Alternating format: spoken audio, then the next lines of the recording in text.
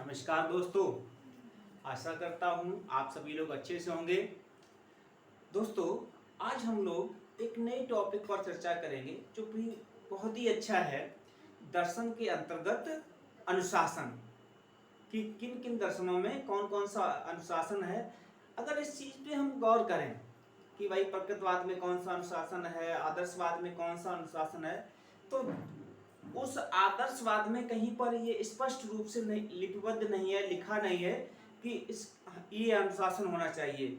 ठीक है, इसी प्रकार से जो नेचुरलिज्म है, प्रकृतिवाद है, उसके अंतर्गत भी किसी भी प्रकार के अनुशासन की व्यवस्था नहीं है। हाँ, ये कहा कि भाई बच्चे को फ्री रहना चाहिए, ठीक है, लेकिन कहाँ है, किस प्रकार की है। तो ये जो सबसे पहले व्यवस्था है, ये जो डिसिप्लिन का डिवाइडेशन है, विभाजन है, ठीक है, वो एडम्स ने किया है अपनी बुक में। बहुत इनकी एक फेमस बुक है, ठीक।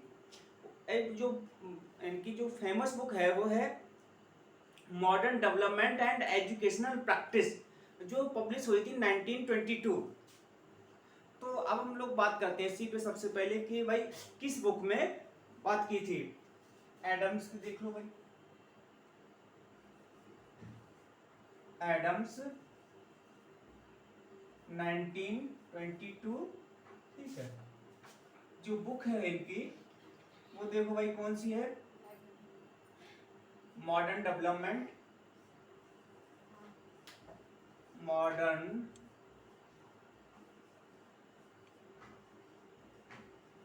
Development and educational practice.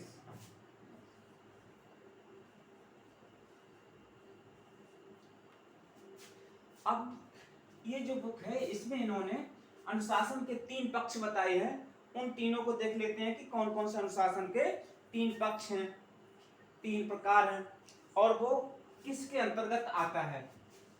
चलिए, तो यहाँ इसके 2 कॉलम कर लीजिए आप। पहले कॉलम में आप अनुशासन या डिसिप्लिन, ओके, और दूसरे में क्या है आपका दर्शन, ठीक है, संबंधित दर्शन या रिलेटेड फिलॉसफी। इन्होंने 3 बताए हैं, ठीक है। अब वो 3 कौन कौन से हैं उनकी बात कर लें। तो सबसे पहले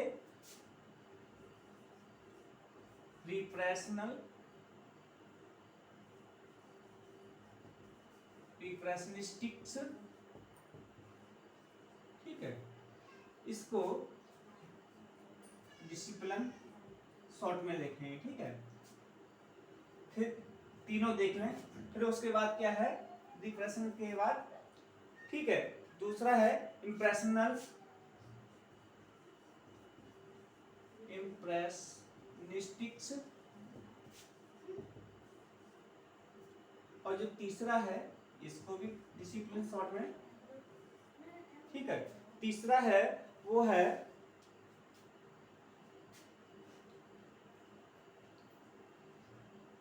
इमेंसिप्रेशनिस्टिक्स।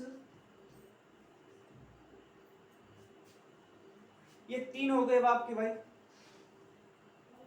इसको भी डिसिप्लिन, ठीक है। तो हिंदी में इसको कहेंगे, यहाँ पे इसका हिंदी वर्जन भी लिख लो भाई। ये हो गया दमनात्मक अनुशासन,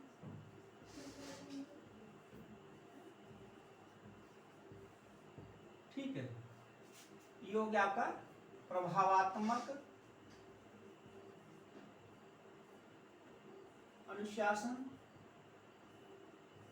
और ये हो गया आपका मुक्त्यात्मक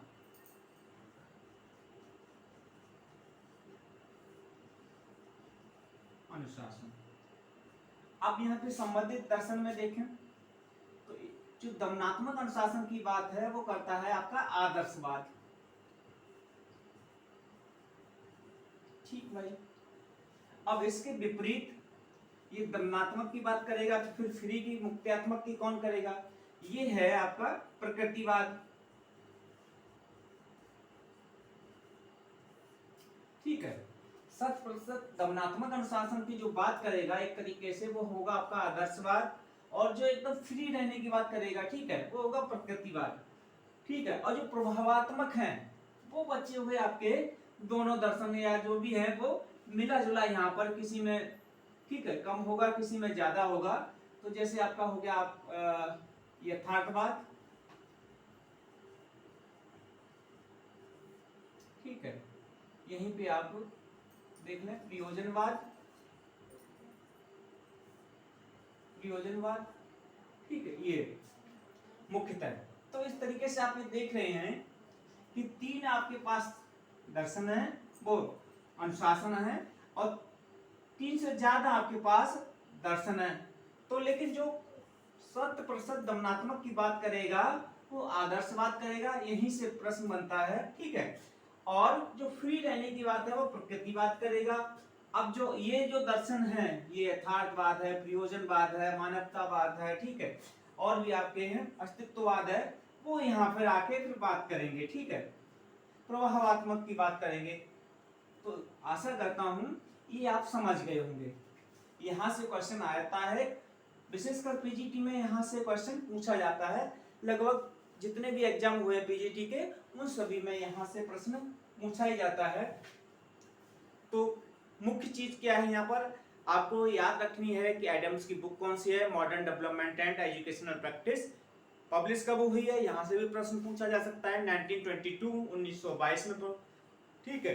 कौन से आपके 3 दर्शन हैं, वो अनुशासन है, वो आपको याद रखने हैं, जैसे दमनात्मक है, प्रभावात्मक है, मुक्त्यात्मक है, ठीक, कौन किससे संबंधित है, यही ज्यादा आएगा। जो दमनात्मक है वो आदर्शवाद से संबंधित है, मुक्त्यात्मक है वो प्रकृतिवाद से संबंधित है, प्रभावात्मक है यथार्थवाद, प्रयोजनवाद आदि से संबंधित है। दोस्तों आशा करता हूँ ये जो छोटा सा टॉपिक है आपको समझ में आया होगा। आप लोगों से गुजारिश है, विनती है कि हमारे YouTube चैनल शिक्षा विचार को लाइक करें, सब्सक्राइब करें, ठीक है। और ये जो कंटेंट है आपको समझ में नहीं आती है तो डिसलाइक भी कर सकते हैं, सजेशन भी दे सकते हैं। दोस्तों मिलेंगे अगले वीडियो में। जय हिंद।